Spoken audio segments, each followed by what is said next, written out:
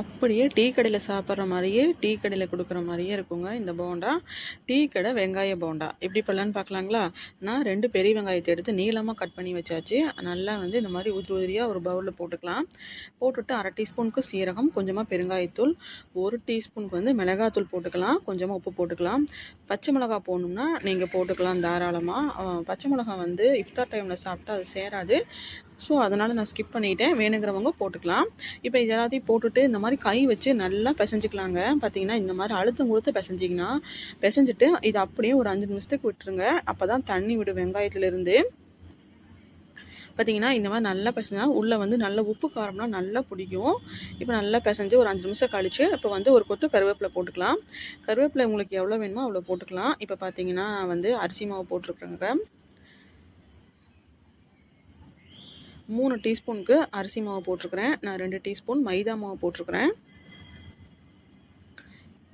அதுக்கப்புறம் கடலை மாவு வந்து நான் வந்து 3 டீஸ்பூன் போட்டிருக்கிறேன். அதாவது குட்டி குட்டி ஸ்பூன் தாங்க இது, சின்ன ஸ்பூன் தான் இது.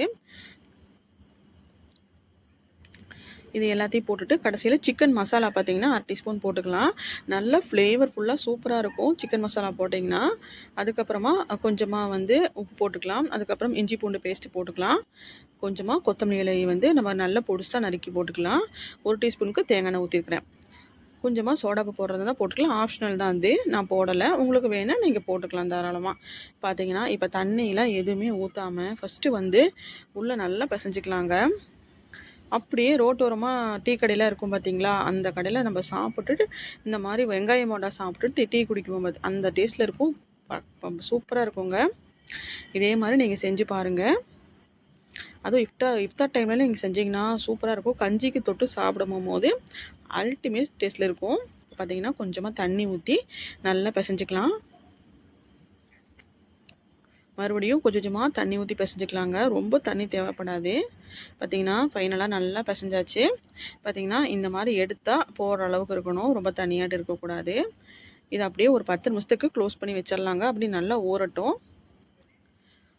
பார்த்திங்கன்னா நல்லா எண்ணெயை காய வச்சு போட்டுக்கலாங்க. இந்த மாதிரி எல்லாத்தையும் போட்டுக்கலாம். நான் வந்து கொஞ்சமாக தான் எண்ணெய் ஊற்றிருக்கிறேன், நவாலாக போட்டு எடுத்துக்கலாம். நல்லா கிறிஸ்பியாக இருக்கும்.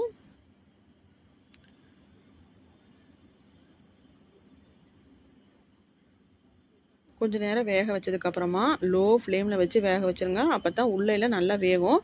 அப்படி இல்லைன்னா மாவாக இருக்கும், மேலே வெந்திருக்கும், உள்ளே வேகாது. லோ ஃப்ளேமில் வச்சு நல்லா வேக வச்சுருங்க. நல்லா எண்ணெயும் இது வந்து அவ்வளோக்காக குடிக்காது.